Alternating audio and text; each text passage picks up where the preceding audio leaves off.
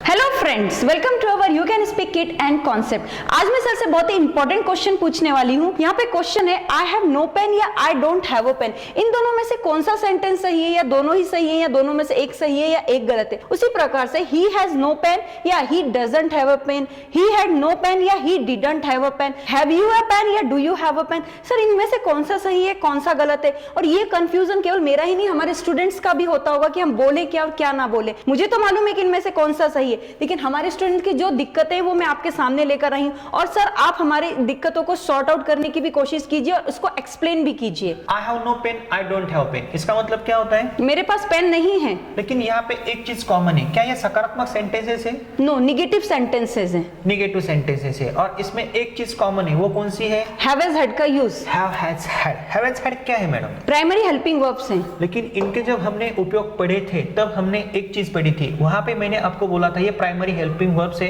Main verb के रूप में भी काम करेंगे, हेल्पिंग वर्ब के रूप में भी काम करेंगे। इट मींस दोनों ही तरीके से काम करेंगे सर। ये कभी कभी हेल्पिंग वर्ब के रूप में भी काम करेंगे या मेन वर्ब के रूप में भी काम करेंगे। फॉर एग्जांपल नहीं समझ में आता है, अगर हैव हैज हैड या मेन वर्ब है या हेल्पिंग वर्ब है, आप कैसे पहचान सकते हो? यहाँ पे एक सेंटेंस लिखा है I have no pen and I don't have pen. अगर मैं बोलता हूँ यहाँ पे हैव का उपयोग आप हेल्पिंग वर्ब के रूप में कर रहे हो और यहाँ पे आई डोंट हैव पेन का उपयोग यहाँ पे जो हैव का रूप है तो मेन वर्ब के रूप में आया है, क्या इससे हमारे दर्शक समझ सकते हैं? सर यही तो कंफ्यूजन है ना कि किस तरीके से कैसे यूज करना है। लेकिन बोलना क्या है? अगर मैं बोलता हूँ he has no pen या he doesn't have pen, कौन सा सही होगा? सर यही तो क्वेश्चन है ना, वही तो हमारे ऑडियंस को समझ में नहीं आ रहा क्या बोलना है क्या। अगर मैं बोलता हूँ ये दोनों ही कंस्ट्रक्शन सेम है तो मैं तो ये बोलूंगी प्रूफ कीजिए सर। प्रूव करना है। हैव हैज हैड क्या है madam? Have has had primary helping verbs हैं सर। और यह मेन वर्ब के रूप में भी काम करेंगे या हेल्पिंग वर्ब के रूप में भी काम करेंगे। इट मींस डुअल स्ट्रीम के रूप में भी काम कर सकते हैं। लेकिन हैव का पास्ट टेंस क्या है?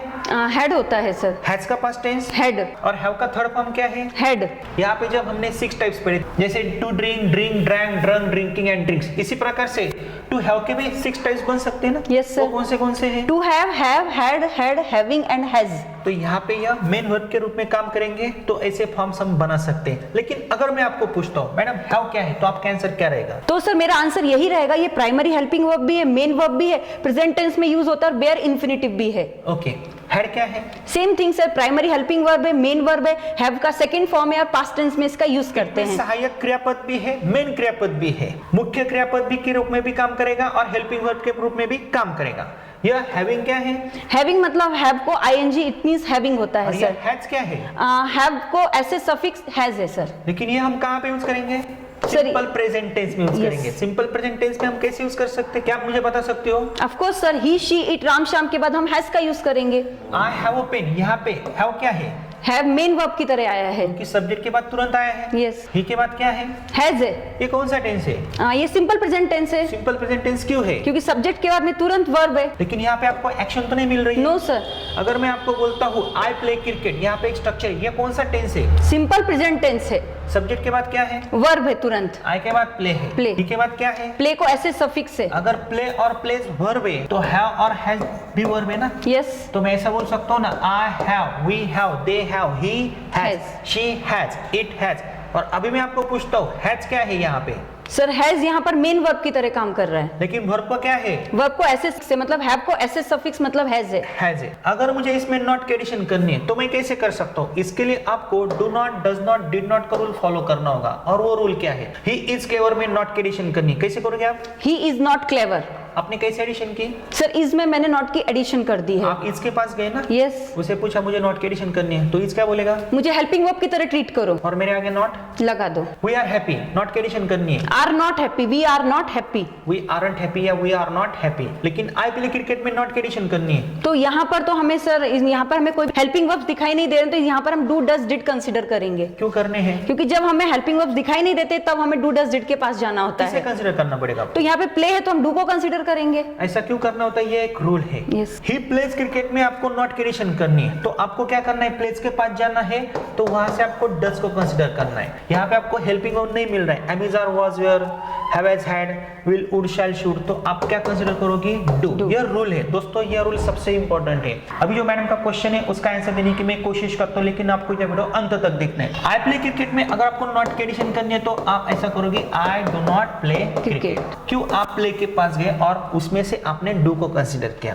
इसी प्रकार से ही प्लेज क्रिकेट में ही डजंट प्ले क्रिकेट या ही डज नॉट प्ले क्रिकेट ऐसा आपने बोला। ही प्लेड क्रिकेट में आपको नॉट की एडिशन करनी है, तो आप क्या करोगी? He did not play cricket. आपने कैसे एडिशन की? प्लेड के पास गई, वहां पे उसने बोला मैं वर्ब का सेकंड फॉर्म हूं, तो मैंने डायरेक्टली डिड को कंसीडर किया। डिड को कंसीडर किया। He did not play cricket. अब मेरा सवाल ध्यान से सुनो, अगर मैं आपको यह सेंटेंसेस देता हूं, आई have a car, he has a car, he had a car, ये सेंटेंसेस कौन से टेंस के हैं? सर ये सभी सिंपल प्रेजेंट टेंस के सेंटेंसेस हैं। ओके, क्यों है?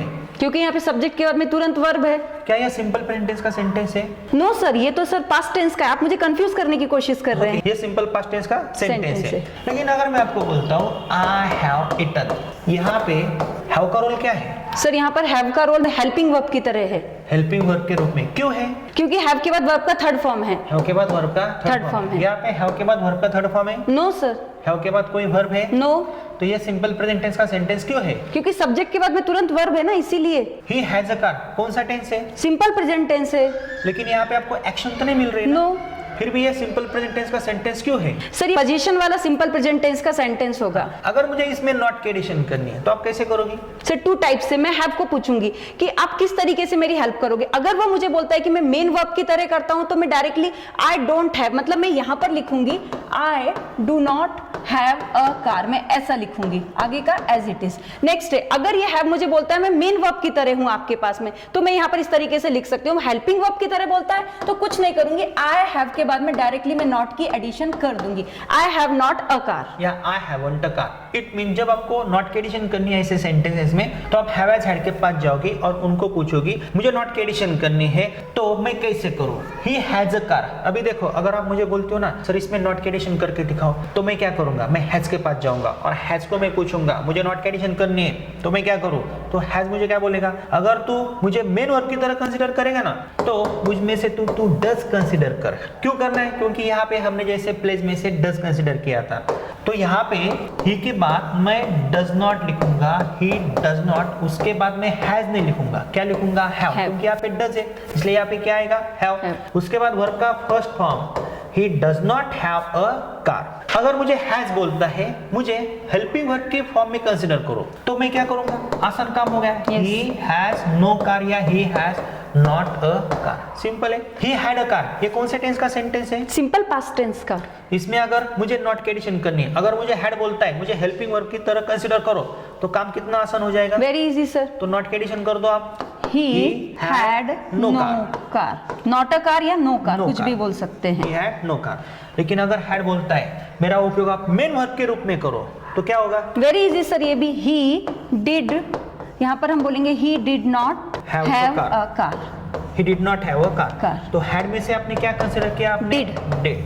तो अभी मुझे बताओ, he had no car, he did not have a car, उसके पास कार नहीं थी, उसके पास कार नहीं थी, मीनिंग तो एक ही होता है ना? Yes sir. तो सेंटेंस एक ही है, लेकिन हमने हैव का उपयोग कैसे किया है, इसी प्रकार से ये कंस्ट्रक्शंस आ सकते हैं। अभी मैं आपकी टेस्ट लेने वाला हूँ। यहाँ पे देखो, यह सिंपल प्रेजेंट टेंस का स्ट्रक्चर है, हमने ये पढ़ा है। सिंपल प्रेजेंट टेंस क्यों मैडम? क्योंकि सब्जेक्ट के बाद डायरेक्टली क्या है? Verb. I play, we play, you play, they play, he plays, she plays, it plays, Ram pledge.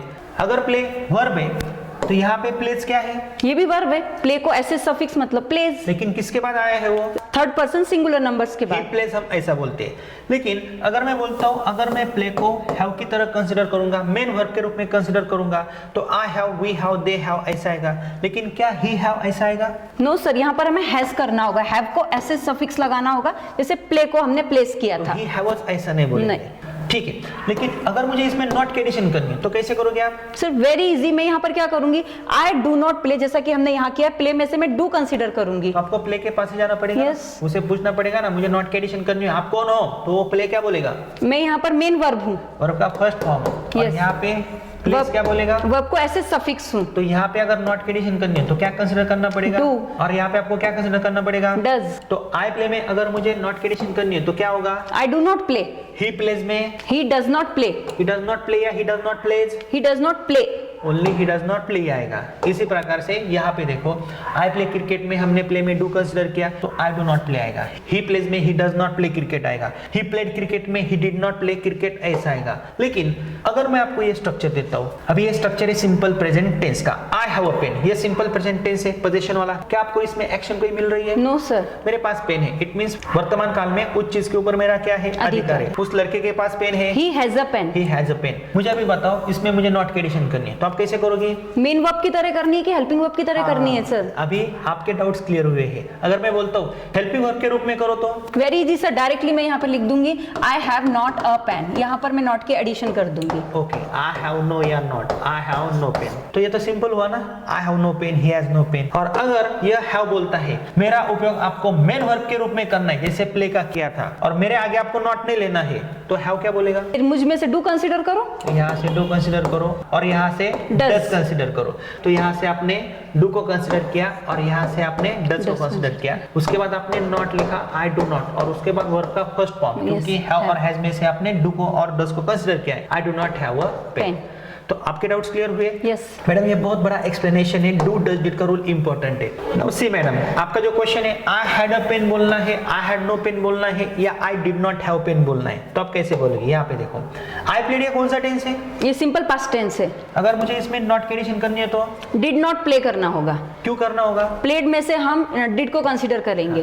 तो आई डिड नॉट प्ले वर्ब का सेकंड फॉर्म है इसलिए आपने डिड को कंसीडर किया। लेकिन इसी प्रकार से अगर आई हैड अ पेन, ये कौन सा टेंस है? सर ये भी सिंपल पास्ट टेंस है, पोजीशन वाला। पोजीशन वाला। हैव का पास्ट टेंस क्या है? हैड।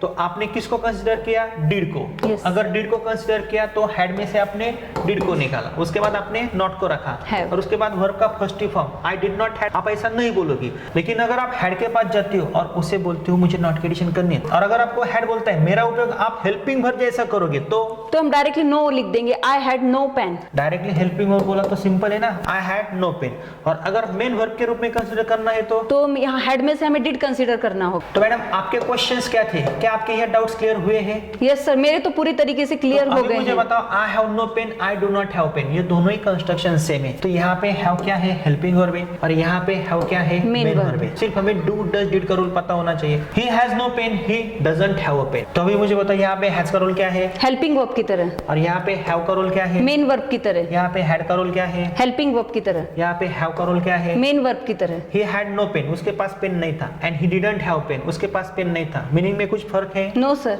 लेकिन कंस्ट्रक्शन में क्या है? सर यहाँ पर हमने हेल्पिंग वर्ब की तरह किया और यहाँ पर हमने मेन वर्ब की तरह यूज किया। फर्क है।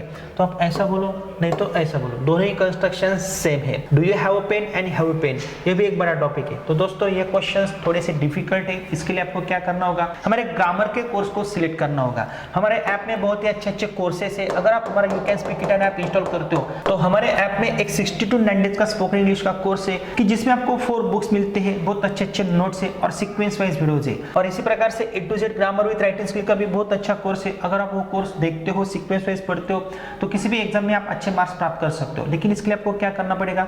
हमारा you can speak it app install करना पड़ेगा और हमारे ऐप से बहुत ही कम कीमत में वो कोर्सेज परचेस करने पड़ेंगे। और इन फ्यूचर अगर आपको ऑनलाइन क्लासेस के माध्यम से जुड़ना है तो आप जुड़ सकते हो, लेकिन इसके लिए आपको हमें संपर्क करना है और स्टेप बाय स्टेप ही आगे जाना है।